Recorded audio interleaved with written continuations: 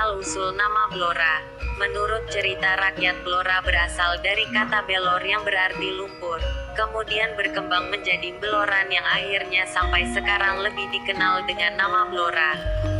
Secara etimologi, Blora berasal dari kata wai plus lora. Wai berarti air, dan lora berarti jurang atau tanah rendah. Dalam bahasa Jawa sering terjadi pergantian atau pertukaran huruf W dengan huruf B, tanpa menyebabkan perubahan arti kata, sehingga seiring dengan perkembangan zaman kata Wailora menjadi Bailora, dari Bailora menjadi Balora dan kata Balora akhirnya menjadi Blora. Jadi nama Blora berarti tanah rendah berair. Ini dekat sekali dengan pengertian tanah berlumpur.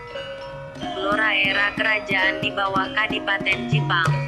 Blora di bawah pemerintahan Kadipaten Jipang pada abad 16, yang pada saat itu masih di bawah pemerintahan Demak.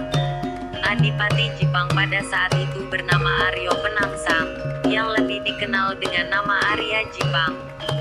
Daerah kekuasaan meliputi Pati, Lasem, Blora, dan Jipang sendiri.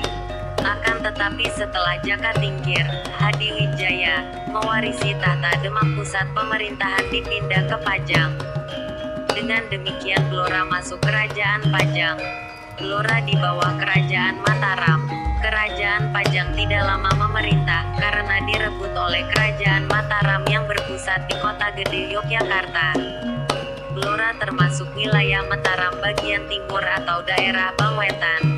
Pada masa pemerintahan Pakubuwanai, tahun 1704 sampai tahun 1719, daerah Blora diberikan kepada puteranya yang bernama Pangeran Blitar dan diberi gelar Adipati.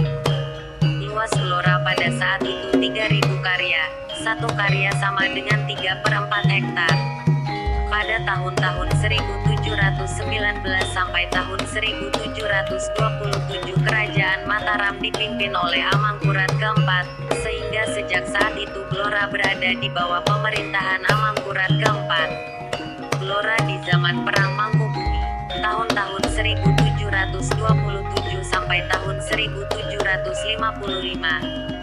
Pada saat Mataram di bawah Pakubuwana II, tahun 1727 sampai tahun 1749, terjadi pemberontakan yang dipimpin oleh Mangkubumi dan Mas Sahid.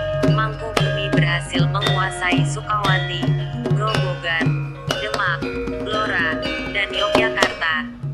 Akhirnya Mangkubumi diangkat oleh rakyatnya menjadi raja di Yogyakarta. Berita dari Babat Giyanti dan Serat Kuntaratama menyatakan bahwa Mangkubumi menjadi raja pada tanggal 1 Surat tahun Alif 1675, atau tanggal 11 Desember tahun 1749.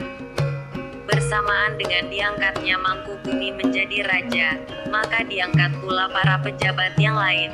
Di antaranya adalah pemimpin prajurit Mangkubuman, Wilatikta, menjadi Bupati Blora.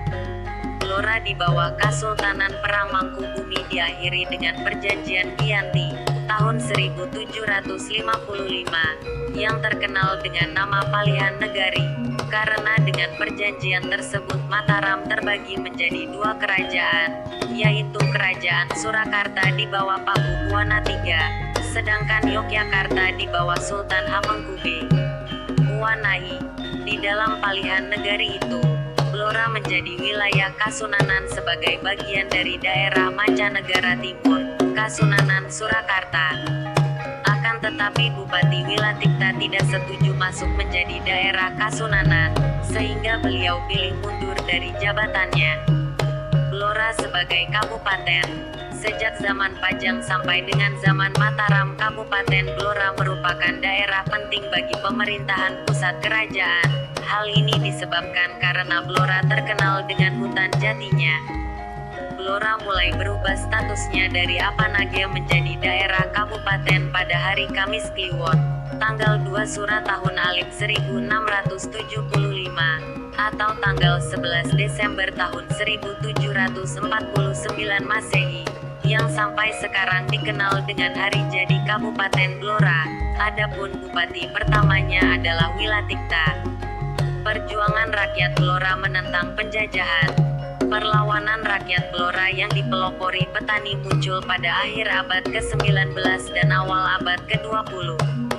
Perlawanan petani ini tak lepas dari makin memburuknya kondisi sosial dan ekonomi penduduk pedesaan pada waktu itu.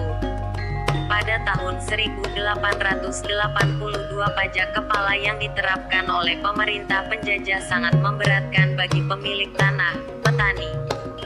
Di daerah-daerah lain di Jawa, kenaikan pajak telah menimbulkan pemberontakan petani, seperti peristiwa Cilegon pada tahun 1888.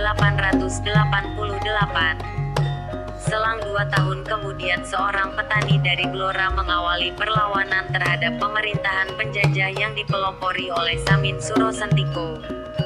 Gerakan Samin sebagai gerakan petani anti-kolonial lebih cenderung mempergunakan metode protes pasif, yaitu suatu gerakan yang tidak merupakan pemberontakan radikal bersenjata.